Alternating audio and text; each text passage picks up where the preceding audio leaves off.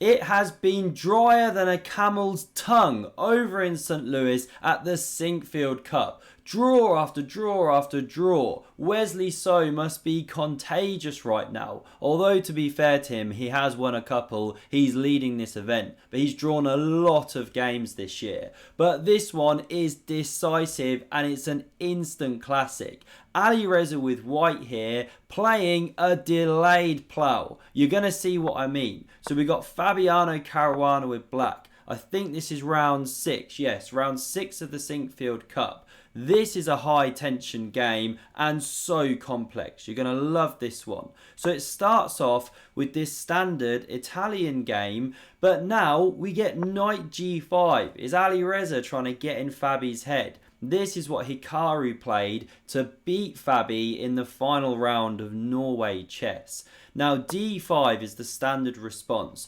You shed a pawn, but you block out the bishop. Now you go knight a5, hit the bishop on c4. We get check, the pawn blocks, and this is where white now gains a pawn. So why is black giving up a pawn? Well, you do get initiative. Now this weird move is played. You know, the bishop can come back to e2. Or you leave it on b5 and go queen f3 with some weird stuff. But okay, this one very popular at the moment, and it supports the knight coming to e4. You know, if you go h6 straight away here, it's not precise. I've done that myself, not the best way. Knight d5 is the best move. Immediately opening the queen on this knight. And now here Alireza, he goes full on plow mode with pawn h4. Ploughing the h-pawn down the board, not doing it on move 1. Okay, bit of a delayed plough here. Now this is a very risky way to play because of course you're pushing kingside pawns.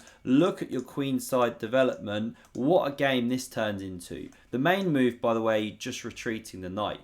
So h6 now played. Does Alireza retreat? Hell no, he doesn't. He brings the queen into the danger zone, threatening mate in 1. If pawn takes knight, then you win an exchange, so that's no good. And if g6, the bishop crashes through, you're having a massive party, hunting the king, chucking in forks. It's really good for white. So queen f6 played, best move, covering the mate. Now knight e4, picks up a tempo on the queen, so it slides to the left.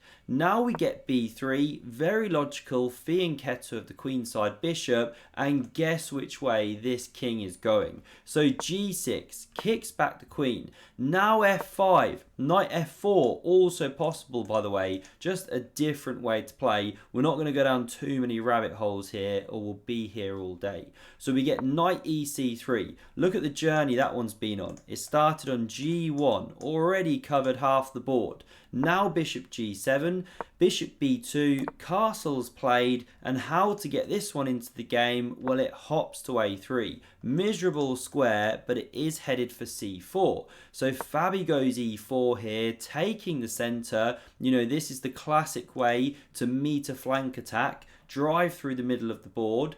So bishop c4 played, could have gone to a6, just a different variation. Now Fabi captures, and you want to recapture with the knight of course, but then you run into bishop a6, pinning to the queen, and knight b6 on the way to shatter the pawn structure.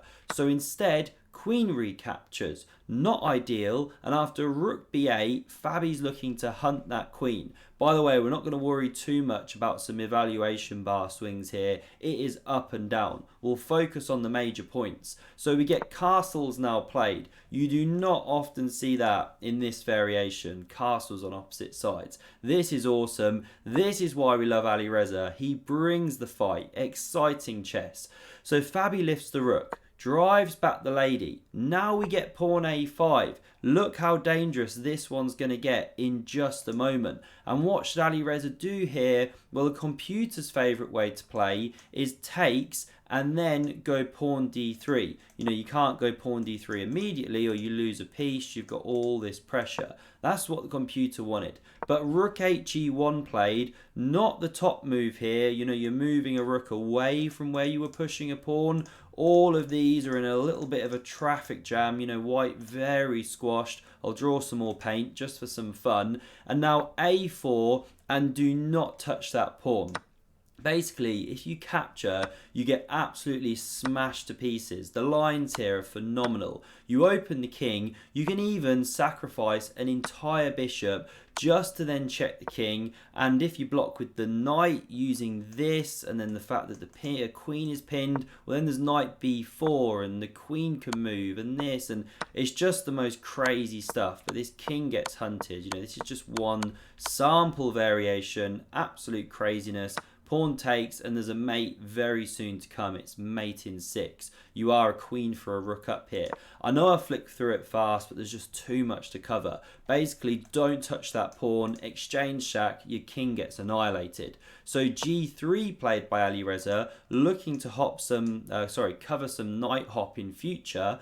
We get captures on b3, pawn recaptures, and now queen d6. Fabi snaking that queen into the danger zone. And again, you want to go knight c4, but then the queen just moves somewhere and bishop a6 on the way. You're not actually helping yourself.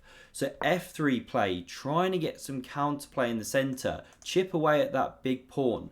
Now we get queen c5 anyway, and Alireza plays a risky move, but the computer's top move. He drops this knight from a3 back to b1. I mean, given the problems with it going here, it does make some sense, and it opens up this threat here. Fabi, a player about 2800, is he over 2800 at the moment? I forget. Now completely misses the fact that Alireza's threatening that and goes rook e8. No, I'm joking. He doesn't miss it. He's seen the fact that Alireza can go bishop a3, which Alireza does in a move's time, but he could have done it immediately. You know, why didn't he? You'd get something like this. But obviously Alireza thought here, well, I don't know if it's best. Maybe I shouldn't leave black with this big centre. I don't know. You never know exactly what they're thinking. So instead, Alireza takes, but it wasn't the best way. The line I just showed was slightly better. Would have been interesting to see how Fabi showed compensation for being the exchange down.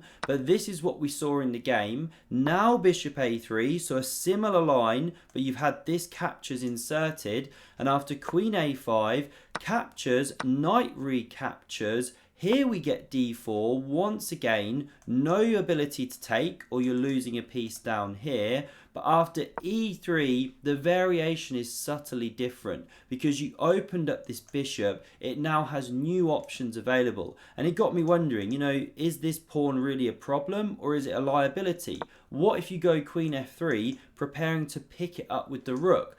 Well, then there's h5 and Fabi's just in time with everything. This is just wonderful because the bishop's about to come here, and if you capture with the rook, well, then there's bishop h6. So I'm just making myself laugh at the use of the word wonderful. It's like I'm from some old cookbook, some old lady commentating on cooking. This is a really wonderful cake. Anyway, so king b2 played to sidestep this diagonal here. Lost my concentration now. Anyway, back to chess. This is serious chess. Sinquefield Cup. So h5 played, bishop g4 threatened, and now you know you can go queen c4 check, dodge it. Then there's bishop e6 and queen c5. I mean, these long lines just go on and on and on, and then you get new problems on c2 and knight d5's coming in a minute, and problems here. I mean, honestly, the lines just go on forever. It's hard to cover everything. But even if you try and keep the exchange, you know, the point of what I'm saying, by going queen c4 check, there are new problems that pop up. Black wins back the exchange in one way or another. So Alireza just chucks it with knight to a3 here. Now we get bishop g4, queen c4 check, the king moves away, and now queen f7 played. You know, again, what if you save the rook, come to here? Well, then there's queen b6, and the d pawn gets weak, and then the diagonal gets weak, and then knight d5 comes, plus this is dangerous, and the bishop. Very, very complex stuff. So Alireza, he goes for counterplay, always his style to look for the active move. The rook is hit, it slides to the right. Now we get queen e7 back, ditching the exchange, yes, but look at the counterplay which Alireza is going for. Now c5, apparently best, keeps Fabi with this advantage that you can see on the left. But rook f2 played, I mean, what a natural move that is, pressuring down here. But now the computer says it's dead level if Alireza finds the next to impossible move to see, low on time, of knight c4. You hit this queen, but you completely leave the protection of this pawn. I mean, who plays this without low on time, without calculating everything? Now, the idea is king b1, and you're actually in big trouble. Because if the knight ever moves, the rook drops, right? Now, what's defending the knight from the queen's attack? Well, this queen here, but the queen's attacked. So if you play something like queen a6, well, then this one drops and defends, and your rook's about to drop, so it would have to move. You know, white's just winning, whole piece up. So moving the queen backwards no good, but there is queen f5. And you've got this stuff going on. So if takes here, rook takes here, using the discovery. This game is just madness, right? And the line goes on. There's knight e3, forking, but then there's queen f2. You can't take here, or queen takes, and then you do some, okay, not mate, but there's like perpetuals and things. Or you can take this one, but then this is apparently a perpetual with c5 opening the diagonal. But even that's not clear after queen a3. This game is utterly bonkers. But apparently knight c4 best, impossible for humans to see this stuff. So knight e4 played by Alireza. He's hitting this rook. He's going for knight g5 check. But you see why I had to show you the alternative line. It now goes to minus 5.4, saying that Fabi is killing it. So he can play knight d5, but he takes here. Really cool idea, because if knight recaptures, well, then this is the killer blow.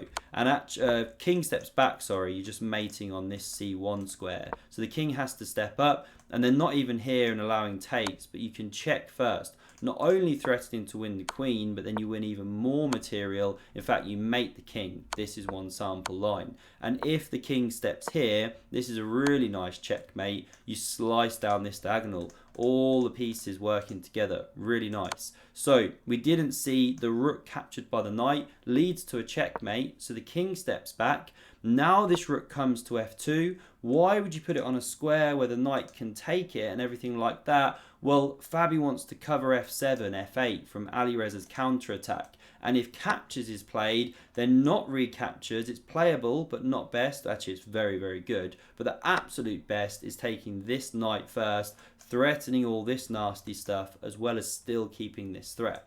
So the knight hops with check, looking for that counterplay. King h8. And now the problem after queen e8 check is that the rook can block. Yes, you can dive in here, threatening mate, but Fabi's got this killer. Checking, forcing the queens off, and the material is actually level almost. No, Alireza's a pawn up, but Fabi's got a big counter-attack here because after rook e1, forced, or else this pawn was coming, and then knight d3 stuff, horrible. Well, now there's bishop takes on d4, restoring material. How dangerous is this? How bad is this knight? The king's exposed. We see knight c2 played, very natural, looking to exchange stuff, but now Fabi finds the only winning move. I mean, feel free to test your endgame skills in this nuts game. And for example, if you take here, you just blundered the win. Well, at least according to the engine, right? It's zeros. Because now, okay, what? Material's just level, the king's marching in, and the win just isn't there anymore. But what you can do, Fabi finds, is bishop c3. What an excellent move. Low on time? Actually, no, they've just had some time back. They met time control on move 40. But now, if you take here, which of course you want to do, rook f1 check is the killer, and that exposed king combats to bite Alireza. You know, you can't step here. Obviously, you can't step to a square there. All you can do is block, but then you're actually dropping a piece off. And okay, this is just a dead lost endgame. A piece down for a pawn, not enough. So the rook didn't take e3. Alireza tried this one desperately. You take me, I take you. But there's this one. Fabi chucks it in and Alireza resigns. Because if you recapture, again you're a pawn up, nothing to do. And if you try and save the rook, counterattack the bishop, well then this rook saves itself, defends the bishop, and that's still game over. This is honestly the most complicated game I've analysed in weeks, months. So I've probably made some mistakes there, maybe didn't go as deep as I should have done in some of the places. I'm sorry. I do my best out here. Feel free to help me out in the comments. I hope you enjoyed this one. Thanks very much for watching, and hit subscribe to never miss a future video. Hope to see you again soon. Cheers.